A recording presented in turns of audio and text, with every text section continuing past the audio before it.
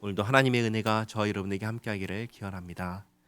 1절 말씀 보시면 솔로몬이 여호와의 성전과 왕궁 건축하기를 마치며 자기가 이루기를 원하던 모든 것을 마친 때에, 그러니까 성전과 왕궁 건축을 마쳤습니다. 성전 건축은 7년이 걸렸고 왕궁 건축은 13년이 걸렸습니다.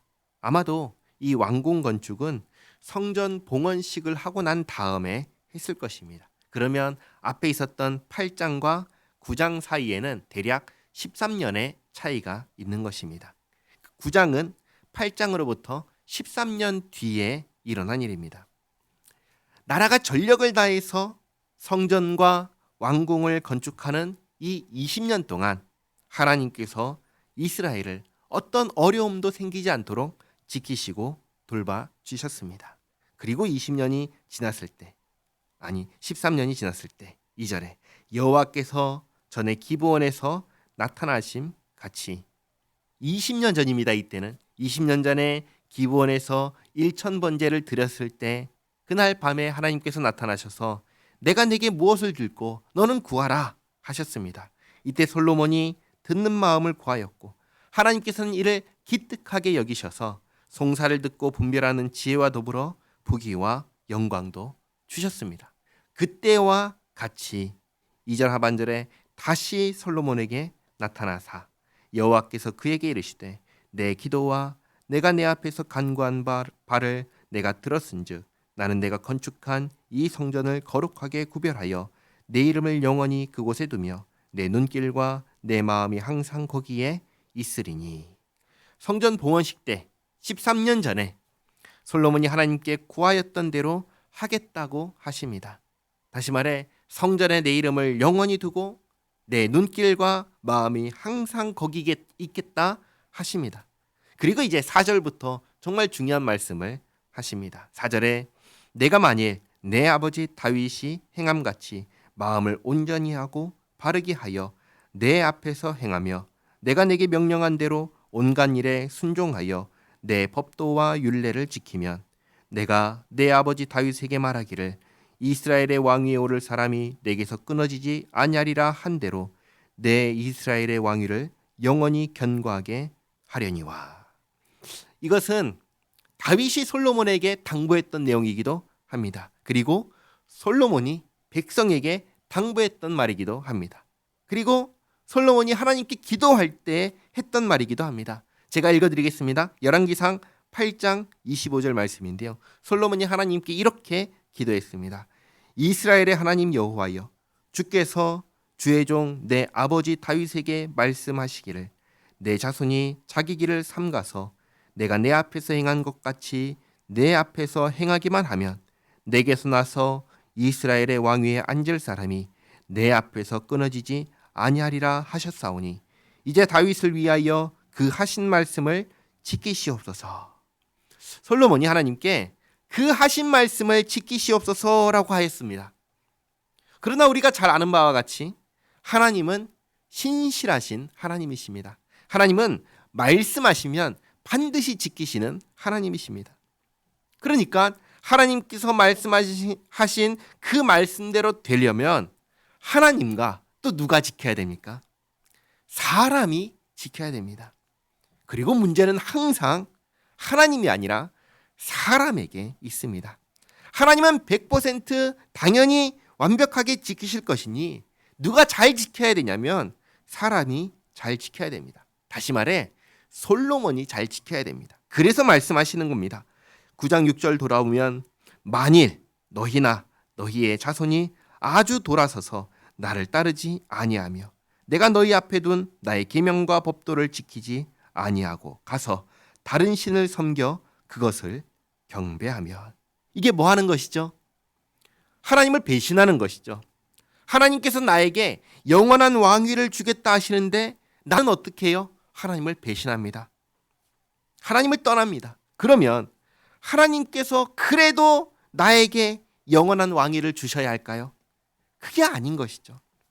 내가 스스로 나는 하나님과 상관없는 사람입니다 하고 떠났는데 그런 사람에게 하나님께서 무엇을 해 주셔야 하겠습니까?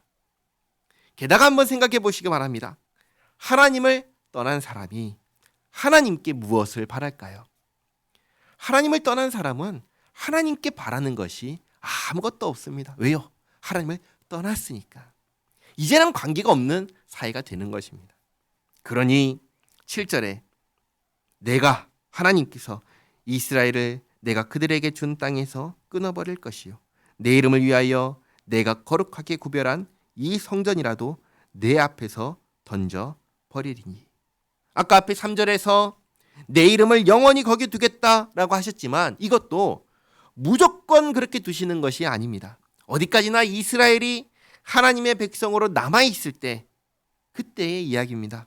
이스라엘이 하나님을 떠나버리면 더 이상 하나님께서도 자기의 이름을 두실 이유가 없는 것입니다. 그러니까 지금 이 성전이라는 것은 어디까지나 부차적인 거예요. 정말 중요한 것은 이스라엘이 하나님의 백성이냐 하는 것입니다. 정말 중요한 것은 내가 지금 하나님을 섬기는 사람이냐, 내가 하나님의 백성이냐가 중요한 것입니다. 이게 없으면 성전이라는 것은 아무 의미가 없는 것입니다. 그리고 하나님께서 언제 이스라엘을 그들에게 준 땅에서 끊어버리겠다고 하시죠? 언제? 너희가 나를 떠나면, 너희가 나를 아주 떠나면, 그러면 내가 그렇게 하겠다라고 말씀하십니다. 그러니까 절대로 하나님께서 먼저 이스라엘을 버리시지 않는다는 것입니다. 이스라엘이 하나님을 완전히 버리고 떠나버리면 그러면 하나님께서도 내가 너희를 버리겠다, 그 말씀을 하십니다. 7절 하반절에 이스라엘은 모든 민족 가운데서 속담거리와 이야기거리가 될 것이며 이 성전이 높을지라도 지나가는 자마다 놀라며 비웃어 이르되 여호와께서 무슨 까닭으로 이 땅과 이 성전에 이같이 행하셨는고 하면 대답하기를 그들이 그들의 조상들을 애굽 땅에서 인도하여 내신 그들의 하나님 여호와를 버리고 다른 신을 따라가서 그를 경배하여 섬김으로 여호와께서 이 모든 재앙을 그들에게 내리심이라 하리라 하셨더라. 아멘. 나중에 하나님께서 한 선지자를 통하여 이런 말씀을 하십니다. 이 세상 어느 나라가 자기 신을 버리는 나라가 있느냐?